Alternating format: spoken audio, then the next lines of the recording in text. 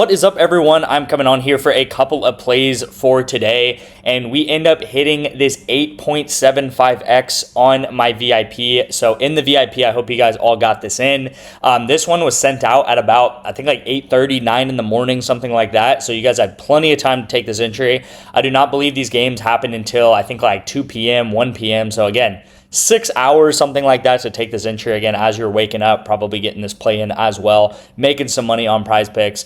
And yeah, yesterday was honestly the most like run-of-the-mill, solid, just typical winning day that we'll ever have on the VIP, right? And the reason why is because if you look, we had a miss here, we had a miss down here, a miss here. This is a miss as well, right? So we had 1, 2, 3, 4. Maybe I missed one. Let's just call it 5, right? We had this underdog play that this one honestly barely missed right here with Spillane. It didn't barely miss, but this guy absolutely had a horrible map too. But anyway, so let's just say we had like 5 misses, all right? Even though I'm only counting 4, but let's just say we had 5 misses. Okay, cool. We had 5 misses, but this one right here cashes for an 8.75x, which means that we go up 7.7 units, 7.75 units because of this one entry alone. So even though we had like 5 misses, this one entry puts us up more than, let's just say close to 8 units pretty much because of this one hit, okay? This is what I always talk about on my VIP. And when I send my record and I show you guys the ups and the downs and the graphs and stuff, and I show you guys my record, which is really important to understand, I have 900 plus losses and 250 wins, right? And I haven't updated this, but I'll tell you guys right now that the units really, it's about the same. Probably up to maybe like 122 or something like that, because over the past like yesterday we didn't have a good day, and then today we did have a good day, went up a couple units. And this is exactly what I said in yesterday's video, guys. It's not going to be a linear path, right? So again, this is the same stuff that I'm going to say every video. It's like Monday we might go up, and then Tuesday we might go down, then Wednesday. And really what I'm feeling right now, I don't know, I'm just feeling it, is like eventually, like at some point in this tournament, guys, it could be today, it could be tomorrow, who knows? I'm going to get into why I think this is. I'm feeling a 20, 30 unit type day, okay? I'm feeling a massive day, guys. We've gotten very close some of these days. I believe if you go back on Sunday, I believe it was, we had like 2 of them missed by 0.5 that we could have had. Two entries missed by 0.5 pass attempts, and we definitely could have cashed those. But overall, I hope you guys kind of understand that we had, like this one entry pretty much is going to pay for all the losses and then some. And this is what I always talk about, guys. You don't need to hit that many entries. If we just hit 1 in 9 of these or 1 in 8 of these or whatever it is, then we will make money long term. Again, yesterday's play of the day also cashes for us as well, though, guys. Jaron Duran, just an amazing call on him, guys. Under 9 fan score. 0 hits, 0. He got struck out 4 times in this game. I mean, can you get any better than that? This is such a good call. 0. He did absolutely nothing. Red Sox do score 5, but honestly, against the Rockies, that's not that much because Rockies sometimes will give up like 11 runs easily. Okay, amazing call here. And then we did call the Croatia guy to go over. This guy ends up DMPing. I don't know why he didn't DMP. I didn't really look into it. But, if he did play, I would have liked for him to go over, obviously. But I would think that he would have went over. It would have been probably pretty close. But, again, he does DMP, and this is a nice little 2.5x. I'll take it, of course. And then rounding the day off with the rest of the wins, I want to show you guys on Sleeper. And I literally sent this out last night. I remember I sent it out last night. And on the winnable, I posted and I said, guys, all we need to hit is one of these, okay? Both of these are over 4x entries. This one was, I believe this one was like a 4.4x, and then this one was a 4.27x. I said, all we're shooting for here is hitting 1 out of 2 of these. That's all we need. And the reason, it's very similar to the reason why I explained this one here. The reason why we only need to hit 1 and 2 of these is because, well, we're playing 1 unit here, 1 unit here. Let's call it $20 just to make it make sense, I guess, $20, and we're winning $42 from it, okay? So $20 into $42, I will take that, of course, guys, and that is why I tell you guys we can make a couple $100 a month with Sleeper and Better. Are you going to get rich overnight? No, but you can make a couple $100 a month with Sleeper and Better just taking the discounts. Here's an example on Sleeper. I've showed you guys multiple discounts on Better that we've hit. I think I showed this the other day where I simply just scrolled through all of my Better entries I've taken over the past month and a half, right? And I think at the end of the video, you even see an SGA discount down here somewhere, or like a Josh Hart discount or SGA discount. So this is literally going all the way back to the Western Conference Finals of the NBA, which was like a month ago plus now, okay? So I literally show everything always on this channel. You guys will see here, beautiful cash right there on Sleeper. We do have a setup here with this taco. We have a setup here with this taco. And then we have, I guess that's it for the setups, guys. This one was also one that we maybe could have hit, should have hit. Jude Bellingham to go under right here. And you guys will see I did a great call with England guys to go under, right? This guy cashes for England. This guy cashes for England. And Jude Bellingham cashes for England. And the reason being, guys, is because, first of all, these lines were way too high, especially Jude Bellingham. And I tried to talk about this on yesterday's video. I sent this out as a Instagram story. I sent this out as a winnable post. I did multiple things to tell you guys to take Jude Bellingham. Just like the other day, I had multiple things to tell you guys to take Lionel Messi to go under because it was way too high. And again, it doesn't matter if these guys get a goal or these guys have an amazing game like Messi did. Their passing lines are way too high because of the position they play on the pitch. And I tried to explain that yesterday. Beautiful play here that did cash for us, but unfortunately could not finish it off. But the England guys to go under was a great call there. I do kind of want to get into that in today's video, but hopefully you guys understand what we do here. We take overs and unders in soccer pass attempts and in Valorant and in League of Legends. And right here in the World Cup, we took two guys to go over together, and both these guys do go under together just because they didn't have as many pass attempts and as much possession as you would like them to. And I do want to say that I am really finding that some of these teams that are highly favored, like in England, like a Portugal, like a Brazil tomorrow, right? So get that in the back of your head, a Brazil tomorrow. I'm finding that the passes are way too high for them.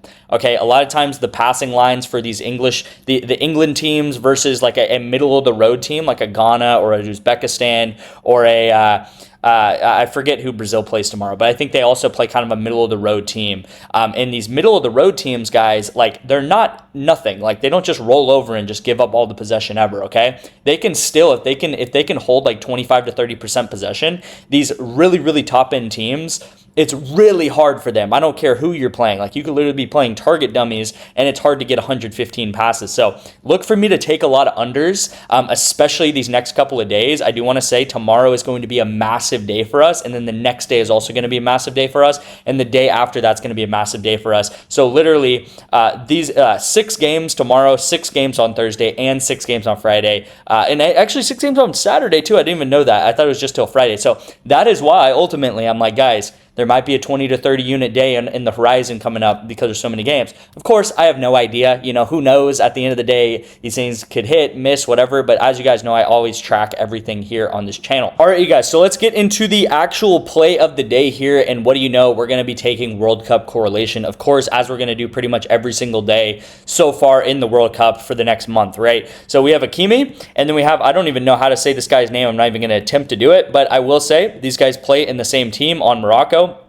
They do play kind of far from each other, but I do think that this team plays well in the back, and a lot of their, I guess they're called fullbacks on soccer, they do rise up like this. So they their fullbacks are very active, especially Hakimi. He's actually one of the best players in the world. And a lot of times what ends up happening is Hakimi will go up, and the rest of the team will actually shift over and kind of fill in a lot of these gaps, okay? So this guy a lot of times will play in the kind of midfield role, and then this guy will also sometimes play in the midfield role. So both of these guys are just simply very involved in the team dynamics, and if Morocco has a lot of possession, then they should go over. And the reason why I think Morocco is going to have more possession versus Haiti and about 60% possession in this game is very simple. And let me explain why I think they'll have about 60% possession. Because if you look at Haiti versus Scotland, which is right here, Haiti versus Scotland, completely 50-50 matchup, okay? So Haiti, 50% possession, Scotland, 50% possession. If you look at Morocco versus Scotland, because Morocco has played Scotland, but they have not played Haiti yet, they play Haiti tomorrow, well, Morocco possesses the ball 60% out of the 40%. Scotland possesses 40%, Morocco possesses 60%. So as we just saw, Haiti and Scotland are pretty much just neck and neck, right? They are like the exact same possession team. They literally went 50-50. They were within 20 passes of each other. Super similar teams based on how they possess the ball. And then if you look at Morocco versus Scotland, which is a similar matchup, you'll see that they have then taken lead 60-40% right here, okay? I will also say if you look at Morocco, both of these guys, Hakimi and this guy right here, again, I still cannot say his name, they went under against Brazil because Brazil is a better team, and they went over against Scotland, okay? And then again, right? We have 2 games of data to work with. So they went under against Brazil, the better team. They went over versus Scotland, where Morocco is actually better than Scotland. And then again, Morocco is now better than Haiti. So what do you think is going to happen, right? I'm favoring the overs. Now, again, anything can happen, of course. It's still sports betting. But the theory here is that we take 2 guys over. And if they have a lot of possession, then they should both go over together and they should both hit together, right? And we should have saw that today. But of course, that guy did DMP. Now, the next play here is Calist. And we're going to take her, actually him. I don't know why I said her. We're going to take him under 18 kills in maps 1 through 3. As you will see in the last 10 games he's played in a series like this, he has literally never hit this line, guys. So, I mean, first and foremost, what are we doing here? This is way too high for him. But second of all, I do want to say that KC is the higher favored team in League of Legends, which normally when you're favored, you're going to win more games and get more kills, but this is simply way too high. Now, this game is happening on Sunday, so we're going to have to wait a couple days, guys. That's completely fine. When we get a play like this, that's this good, I'm completely fine. I'll wait a week. I'll wait 2 weeks, whatever, to cash an entry like this.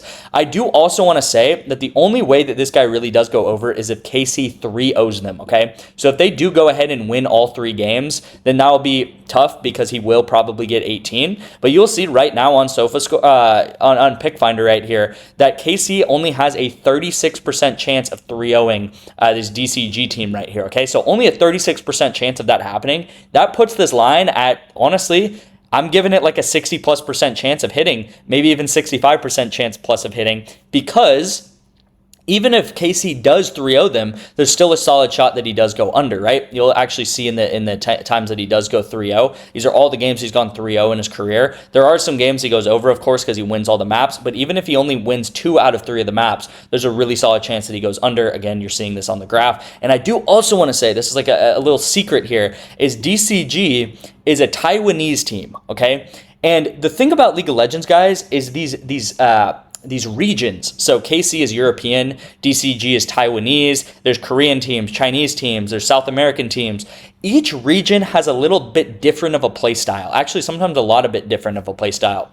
And sometimes these European teams, when they face these really different regions, like a Taiwanese team, normally they are used to facing people within their region. So European teams are used to facing other European teams, and they both kind of play similarly, okay? But sometimes when these European teams or these Korean teams, and they play different regions, and they kind of have these tournaments like the Mid-Season Invitational, which is a huge League of Legends tournament, and they play different regions, it's hard for them to adapt sometimes, and these other teams, these smaller teams, can catch them off guard. And that's what I've seen a lot in League of Legends over the past 2.5 years when I've watched a lot, is these other regions can catch these bigger regions off guard with their play styles, okay? So this is going to be the 3-man of the day, guys. Hopefully you guys can lock that in. I will also say that my World Cup pass right now is only $35, so this is getting all of my VIP plays up until the World Cup is ended in the 19th of July.